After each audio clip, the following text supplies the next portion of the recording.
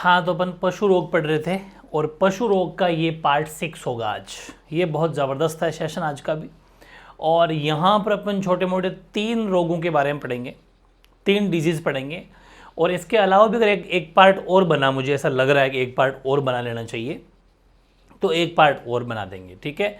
और मैं आपको कह रहा हूँ, आपको इसका फ़ायदा उठाना है। आई थिंक उठा भी रहे होंगे फ़ायदा इसका, डजन वो कोई बात नहीं है, क्योंकि इसके बाद मैं आपकी लाइव टेस्ट भी लेने वाला हूँ। एक बार पशु रोग कंप्लीट हो जाए, फिर पशु रोगों के अलग लाइव टेस्ट होंगे, प्लस जो अपन ने जितने भी पहले क्लासेस ले, चाहे पशुओं की उम्र ज्ञात करना है, क्या ज़बरदस्त सेशन पढ़ाए थे वो, उनमें सीधे प्रश्न आएंगे, वो भी आप देख लेना, देखते होंगे, ठीक है। तो अच्छा मौका है पशु परिचर बनने का, क्योंकि हल्के हल्के आराम से स्लोली बी पार्ट को पढ़ लो। रेमी क्लासेस पे आप राजस्थान जी की पढ़ ही रहे हो, तो इसमें कोई दिक्कत वाली बात नहीं है। करंट आपको मार्च का मिलने वाला है 1-2 दिन के अंदर अंदर, ठीक है। तैयार कर रहा हूँ उसको। आज आप पार्ट 6 में नंबर 8वां रोग देखो, वो है सर्रा रोग, ठीक है। सर्रा रोग, वैसे 8वां नंबर मत लगाइए, ये तो अलग सेशन हो जाएगा। वो प्रोटोजोआर उनके वो सब अलग है, इसके इस नंबरिंग अपन 1 से करेंगे, ये अलग ही नंबर दे देना इसको 1, ठीक है। क्योंकि ये जो प्रोटोजोआ जनित रोग है, इनके बारे में अपन आज बात कर रहे हैं, तो ये अलग हेडिंग लगा सकते हैं आप। पार्ट 6 रोग नंबर 1 सर्रा रोग। वैसे भी एग्जाम में कोई फर्क नहीं पड़ता, आपको सबको अलग अलग याद करने पड़ेंगे। तो सर्रा रोग का मतलब है कि ये एक बुखार से होने वाली बीमारी है, ठीक है। बुखार से होने वाली बीमारी है। और जो मक्खियाँ वगैरह होती है, देखो प्रोटोजोआ होता है क्या, जो खून चूसने वाले जीव होते हैं, मक्खी मच्छर से, तो ये मक्खियों से फैलता है।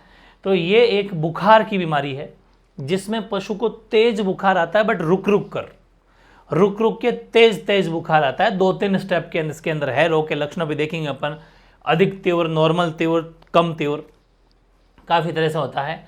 और फिर सबसे जो बड़ी मेजर बात है, जहाँ से क्वेश्चन को आना ही पड़ता है, वो है कि सर्रा रोग किस कारण से होता है। सर्रा रोग का रोगजनक का नाम बताओ। देखो मेरे को क्या है कि फालतू बातें करने में थोड़ा कम विश्वास है। मैं बिल्कुल सिलेबस की और जो टॉपिक पढ़ाता हूँ मैं उसी की बात करता हूँ। बेफजूल की मोटी मोटी बातें करना, ये वो तो मेरी आदत नहीं है। और ना ही कोई बीच बीच में बिना कोई ज़रूरत फनी बातें करने की आवश्यकता समझता हूँ, ठीक है। इसलिए मैं सिर्फ और सिर्फ टॉपिक की बात करता हूँ। चाहे मैंने एमए क्लासेस के ऊपर 3.5 ढाई घंटे की क्लास भी ली हो, 3 घंटे की भी क्लास ली हो, तो बीच में कभी बेफजूल की बातें नहीं की, उस टॉपिक से संबंधित बात होगी, ठीक है। तो इसलिए कोई उम्मीद रख रहा हो कि कोई बड़ी बड़ी बातें आएंगी उधर से, कि ये हो जाएगा, देखना ये मैं से ये कर दूंगा, 45 का 48 दिला दूंगा, ऐसा तो इधर से कोई आशा ना रखें, ठीक है। यहाँ तो जो है आपके सामने, हाँ ये तय है कि पेपरों प्रश्न यहीं से आएंगे, इसमें कोई डाउट नहीं है। सर्रा रोग की बात कर रहे हैं। सर्रा रोग का रोगजनक जो है वो ट्री, आप इसको पढ़ने का तरीका अपने हिसाब से एडजस्ट कर सकते हो। ट्रिपेनोसोमा बोल दो, चाहे आप और भी हिसाब से ट्रिपेनोसोमा बोल दो, एक ही बात है। ट्रिपेनोसोमा इवनसाई, ठीक है। ट्रिपेनोसोमा इवनसाई नामक प्रोटोजोआ से, वैसे भी मक्खी मच्छर से फैलने वालों से प्रोटोजोआ जनित रोग होते हैं। ये रक्त परजीवी है, खून चूसता है, ठीक है, बिल्कुल। और परजीवी मतलब पशु का खून चूस के अपना पेट पालता है, किसी दूसरे पर आश्रित है, उसको परजीवी कहते हैं ना। तो ट्रिपेनोसोमा इवनसाई नामक प्रोटोजोआ से रोग होता है। ये रक्त परजीवी है जो मक्खियों द्वारा फैलता है। कौन? ये चीज, ये जो प्रोटोजोआ है ये रक्त परजीवी है जो मक्खियों द्वारा फैलता है। प्रश्न 2 आ सकते हैं कि सर्रा रोग किस रोग का, मतलब इस रोग का रोगजनक क्या है या फिर किस कारण फैलता है। तो ट्रिपेनोसोमा इवनसाई, ठीक है, इस नामक प्रोटोजोआ से फैलता है और ये रक्त परजीवी है जो मक्खियों द्वारा फैलता है। अब इस रोग के लक्षण क्या है, इसमें क्या होगा। नंबर 1, अधिक तीव्र रूप। अगर इसमें 3 स्टेज होती है इस रोग में, पशुपालक तो आराम से संभालेंगे। 3 स्टेज का सामना करना पड़ सकता है। अधिक तीव्र रूप तो तब होता है जब उसको तेज बुखार आता है, बहुत तेज बुखार आएगा और पशु उस तेज बुखार में इधर उधर भागता है, अपने सिर को दीवार या जमीन पर मारता है, खाना पीना बिल्कुल छोड़ देता है, ठीक है ना, इस बात का ध्यान रखना। फिर है तीव्र रूप, होता था अधिक तीव्र, फिर तीव्र और कम तीव्र, ये 3 स्टेज होती है। इसमें बुखार नहीं होता और कम तीव्र में भी बुखार नहीं होगा, दोनों में बुखार नहीं होता। गोले में चक्कर लगाना मतलब गोल गोल चक्कर लगाता है, गोल राउंड चक्कर लगाता रहेगा, एकदम गोल, उस खूंटे के बांधा रहेगा ना, तो उसके चारों ओर मतलब एकदम गोल गोल चक्कर काटेगा। कभी तो खाना खाएगा, कभी नहीं खाएगा। जुगाली, नाक के बराबर जुगाली करेगा, पसीना थोड़ा थोड़ा आता रहेगा और करते करते अचानक धम से गिर जाएगा, ठीक है। तो ये सब कारण है, जबकि बुखार नहीं आएगा इसमें। अगला है कम तीव्र। इसमें भी ज़्यादा बुखार नहीं आता, बुखार ना कि नहीं आएगा, और पशु पागल की तरह फिरेगा, बिना कोई काम फिर रहा है इधर उधर से, कुछ खा पीता रहा नहीं है और घूम रहा है, खाना पीना छोड़ देगा, खाना पीना छोड़ देगा, कब्ज हो जाएगी, कब्ज हो जाएगा मतलब गोबर वगैरह नहीं करेगा, मलमूत्र नहीं त्यागेगा और पशु पागल की तरह घूमता रहता है। तो दो तीन स्टेज जो आराम से एक पशुपालक उसको पहचान सकता है कि इसका मतलब इसको जो है सर्रा रोग हो गया है। इसका उपचार बिल्कुल उपचार हैं, लेकिन सभी उपचार जो है वो साफ डिस्टिल्ड जो वाटर होता है, पीने का पानी मान लीजिए, उसमें घोल कर ही देना है। एक तो इंजेक्शन है, वो है एंट्रीसाइड प्रोसाल्ट, ठीक है, एंट्रीसाइड प्रोसाल्ट 2.5 से 3 ग्राम दवा है ये, साइड प्रोसाल्ट 2.5 से 3 ग्राम। इस दवा को 15 ml के समथिंग डिस्टिल्ड वाटर में घोलकर चमड़ी में लगाना है, ठीक है ना, अंतःशिरा लगाना है। इंजेक्शन अगला है वो है बेरेनिल। बेरेनिल 5 ग्राम को 25 मिलीग्राम डिस्टिल्ड वाटर, ये तो 3 ग्राम था, 2.5 से 3 ग्राम को तो मिलाना है 15 में और 5 ग्राम को मिलाना है 25 में, ठीक है ना। एक ही बात है, 3 पंजे 15 और 5 25, आराम से याद हो जाएगा। मतलब 3 ग्राम है तो 5 से मल्टीप्लाई कर लो तो 15 ग्राम, ठीक है। तो 15 ग्राम पानी और 3 ग्राम दवा। वैसे अगर ये 5 ग्राम है तो इंटू 5 तो 25 ग्राम, समझ गए ना, मतलब मल्टीप्लाई बाय 5, 5 गुना पानी मिलाना है दवा के मुकाबले। इसको भी जो है चमड़ी में लगाना है। फिर इंजेक्शन आता है ट्राइक्विन, ये 2.5 ग्राम को 15 ml, वही 2.5 से 3 है तो multiply by 5, 15 ml distil water में घोलकर देना है। फिर एक इंजेक्शन हुई है, उसको भी इसके साथ में लिख लेना ऊपर ही। इसमें है कि टोनाफास्पोन और सीबीजी। टोनाफास्पोन 10 ml और सीबीजी 500 ml, ये बिना पानी मिलाए सीधी नस में भरनी है, ठीक है ना। ये इंजेक्शन सीधा नस में चेपना है, इसलिए मैंने इसको अलग लिखा है। बाकी वो जो तीनों इंजेक्शन थे, इंजेक्शन ट्राइक्विन, इंजेक्शन बेरेनिल और इंजेक्शन एंट्रीसाइड प्रोसाल्ट, इन सबको मल्टीप्लाई बाय 5, मतलब खुद से 3 गुना तो 15 ml, 5 है तो 25 ml और फिर 2.5 तो 15 ml से मिला के जो पानी में घोल के उसको देना है। फिर ये टोनाफास्पोन और सीबीजी, टोनाफास्पोन 10 ml और सीबीजी 500 ml, ये नस में इंजेक्शन उसके पशु के भरनी है, ठीक है। फिर है एनोरेक्शन फोर्ट की गोली भी दी जा सकती है, गोली आती है टैबलेट, और एक प्रोटीन HS, इसकी 2 गोलियां जो हैं, इसकी तो 1 गोली, इसकी 2 गोलियां सुबह शाम पशु को देनी है, तो इस रोग से उसको रिलीफ मिलेगा, आराम मिलेगा, ठीक है ना। तो सर्रा रोग से संबंधित कोई भी प्रश्न आपका इससे बाहर नहीं जाएगा, वेरी इजी कंप्लीट। ऐसे ही वो जो सर्रा रोग था बुखार वाला, उससे साथ में लिख दे टीक फीवर। फीवर का मतलब बुखार ही होता है, ठीक है। तो ये बुखार वाला सेशन आज कंप्लीट हो जाएगा, ऐसा मान के चलिए आप, ठीक है ना, बिल्कुल। तो टिक फीवर जो है ये पशु में होने वाला एक बुखार है, जैसा कि नाम में ही फीवर है तो फीवर का मतलब तो बुखार ही होता है। तो ये पशु में होने वाला एक बुखार है, और ये होता किस वजह से, वो रक्त परजीवी मतलब मक्खी इनसे, उसका नाम है बोफिलस माइक्रोप्लस। ध्यान रखें, बोफिलस माइक्रोप्लस जो है इसका मेन रोग कारक है, या फिर इस रोग का होने का मुख्य कारण है।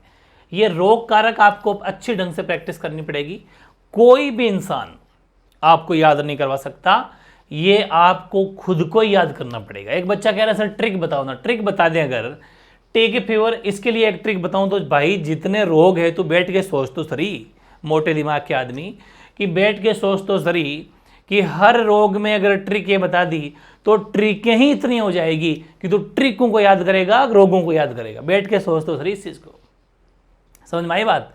ये तो है लॉजिकल बात, बाकी राजी करने की आदत होती तो कब का राजी कर देता, लेकिन राजी करने से काम चलेगा नहीं। आपको हर रोग में ही 2-2, 3-3 ट्रिक याद करोगे तो फिर पार कैसे पड़ेगी, ट्रिक याद करोगे, रोग याद करोगे। और दूसरी बात, 1-1, 2-2 इंजेक्शन है, इसमें इतना से याद नहीं होगा तो आगे कौन सी तैयारी करोगे आप, समझ पा रहे हो ना। तो ये चीज़ें ध्यान रखनी है, बहुत बेसिक चीज़ें हैं, आराम से एडजस्ट कर लो, धीरे धीरे प्रैक्टिस तो करनी पड़ेगी, ठीक है। तो ऑटोमेटिक चीज़ें आपको अच्छे से याद हो जाएगी। फिर जैसे ही सेशन कंप्लीट होगा तो उसके बाद में एक सेशन रखेंगे, जब जहाँ पर जिस चीज़ की ज़रूरत है ट्रिक की, वो एक सेशन रखूँगा, उसमें आराम से वेरी फैमिली वाले ट्रिक में आपको सारे लोग याद हो जाएंगे। लेकिन पहले एक बार पढ़ना तो पड़ेगा ना, बिना पढ़े ट्रिक नहीं बनानी, ये ध्यान रखना। रोग के लक्षण क्या है, भूख में कमी, वजन का घटना, खून की कमी, अचानक बुखार का आना, ये इस रोग के लक्षण है। उपचार बाय ब्यूटॉक्स, ब्यूटॉक्स या फिर अन्य खूब सारी कीटनाशक दवाइयाँ होती है, तो वहाँ पर पशुपालक जहाँ रहता है उसके वहाँ इर्द गिर्द में उस पशुशाला में छिड़काव करना चाहिए, ताकि जो ये जितने भी ये मक्खी मच्छर पैदा ना हो, ठीक है, मर जाए। ये ध्यान रखना। इतना सा ही है, तो छोटा सा ही था। फिर है फीवर है, ये मिल्क फीवर, ये भी फीवर ही है। मिल्क फीवर या दुग्ध ज्वर या दुग्ध फीवर एक ही बात है। इंग्लिश में इसको एक नाम से और भी जाना जाता है। तो मिल्क फीवर तो कहते हैं, एक कहते हैं हाइपोकैलेसीमिया, ठीक है ना, हाइपोकैलेसीमिया भी बोलते हैं, ये भी आपको ध्यान रखना है। मिल्क फीवर भी बोलते हैं, इंग्लिश मीडियम में भी मिल्क फीवर, हिंदी मीडियम में मिल्क फीवर, क्योंकि मिल्क का मतलब दूध ही होता है, तो ऐसा भी लिखा जा सकता है मिल्क फीवर, वो भी आपको नाम जरूर ध्यान रखना। ये एक मेटाबॉलिक रोग है, मतलब मेटाबॉलिक डिजीज वो होते हैं जिनमें शरीर में किसी न किसी चीज़ की कमी होना, ठीक है, कि भाई इसका कैल्शियम की कमी है, प्रोटीन की कमी है, विटामिन की कमी है, ये सब कमी वाले रोग हैं। और ये जो रोग है ना, ये बेसिकली जब पशु ब्याता है, तो ब्याने से पहले आपको पता है कि शरीर में खूब सारी चीज़ें उसको हालांकि खाता है, ठीक है, लेकिन जब वो ब्याता है तो शरीर में काफ़ी सारा कैल्शियम जो है ना उसके खीस वगैरह के साथ में निकल जाता है, क्योंकि शरीर में उसका जो खीस निकलता है, जब वो कोलेस्ट्रम जिसको हम बोलते हैं, वो खीस या कोलेस्ट्रम जब पशु ब्याता है तो पशु के बच्चे के साथ में बहुत संख्या में खीस या कोलेस्ट्रम निकल जाता है, जिससे शरीर में कैल्शियम की कमी हो जाती है। और शरीर में कैल्शियम की जब कमी हो जाएगी तो सीधी सी बात है, हड्डियों का कमज़ोर होना है, मांसपेशियां मसल्स कमज़ोर होनी है, वो सब का होना शुरू हो जाएगी। तभी पशु जब ब्याता है तो पशुपालक अलग से थोड़ी उसकी खुराक या डाइट बढ़ा देते हैं, ठीक है, और वो खुराक या डाइट बढ़ाना कंपलसरी भी है। खूब सारे पशुपालक अगर डाइट कम देते हैं या खुराक डाइट नहीं बढ़ाते तो फिर उसके शरीर में कैल्शियम की कमी हो जाएगी और उसका स्वास्थ्य बिगड़ जाएगा, ठीक है, मांसपेशियां भी कमज़ोर हो जाएगी, वो भी अपन बाकी पूरी सारी बातें अभी पढ़ेंगे, ठीक है। तो ये एक मेटाबॉलिक रोग है जो गाय भैंसों में ब्याने के कुछ समय पहले भी हो सकता है, क्योंकि आपको पता है जब बेबी उसके पेट में 9-10 महीने में, भाई भैंस का 10 महीने में ब्याती है भैंस, तो उसके जब वो 8 महीने का हो जाएगा उसके बाद में उसका भ्रूण अंदर बड़ा हो जाएगा, वो बेबी जो है उसके पेट में, तो ज़्यादा मांग करेगा, तो उसके शरीर भैंस के शरीर से ही लेगा, तो उसके शरीर भैंस गाय के शरीर से लेगा, तो उसको पूर्ति भी तो करानी है। तो वो जब नहीं मिलेगी तो उस टाइम पर भी या तो ब्याने से पहले कुछ समय पहले, महीना 2 महीना जब लास्ट का होता है उस टाइम कमी हो सकती है, और या फिर ब्याने के बाद में तो खैर होनी है, ये जो है कमी हो जाती है। इसमें पशु के शरीर में मेन है कैल्शियम की कमी। दूध का मतलब ही कैल्शियम है, आपने सुना भी होगा कि कैल्शियम की कमी दूध पियो। अपने शरीर में अगर कैल्शियम की कमी होती है तो दूध पीना चाहिए। तो कैल्शियम की भारी कमी हो जाती है, इससे मांसपेशियां कमज़ोर हो जाती है और रक्तचाप की कमी हो जाती है, आरबीसी डब्ल्यूबीसी बनना बंद हो जाती है, ठीक है, ये सब कारण है। अब मेन चीज़ है कि रोग जनक क्या है या रोग का कारण क्या है।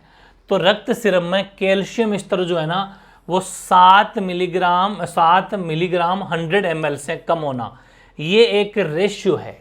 ये अपने बॉडी में इस लेवल का मतलब वजन की अकॉर्डिंग, एक एग्जांपल ये है, उस अकॉर्डिंग से एक रेशियो अनुपात होता है। तो 7 mg से भी अगर नीचे चला जाता है अनुपात शरीर में, तो इट मीन्स यही है कि कैल्शियम की भारी कमी हो गई है, और इससे कमी होते ही रोग हो जाता है, मिल्क फीवर हो जाता है उसको। फिर क्या होगा, बुखार आएगा उसको। और कैल्शियम की कमी के 4 कारण हैं। आपके मन में आ रही होगी कि कैल्शियम का मतलब Ca, इस कैल्शियम की बेसिकली कमी कैसे किन कारणों से होती है।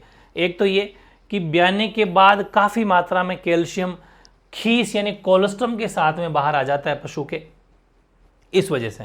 देखो शरीर से कैल्शियम नॉर्मल तो अपने ऐसे ही निकलता रहता है मलमूत्र वगैरह के साथ में, लेकिन 12 से 13 गुना ज़्यादा टाइम खीस या कोलेस्ट्रम के साथ में कैल्शियम निकलता है।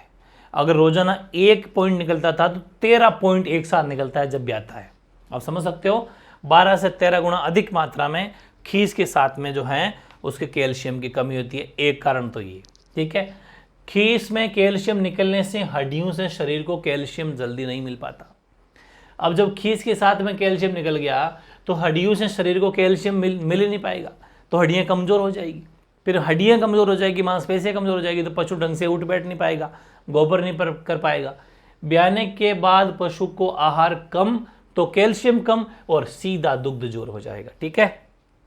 तो ये 2-4 कारण है, मैंने 4 लिख दिए क्या, सिर्फ इतना सा लिख दो, कैल्शियम की कमी के कारण, है ना, कैल्शियम की कमी के कारण।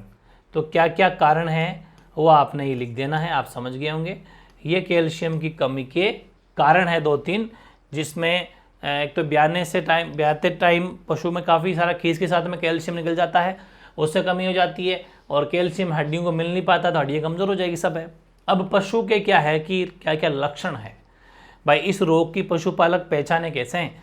तो सबसे बेस्ट यही पहचान है इसकी कि पशु अपनी गर्दन को मरोड़ के पीठ की और मतलब पेट की ओर मोड़कर, जहाँ पेट है उसकी ओर में निढाल सा बैठा रहता है 24 घंटे।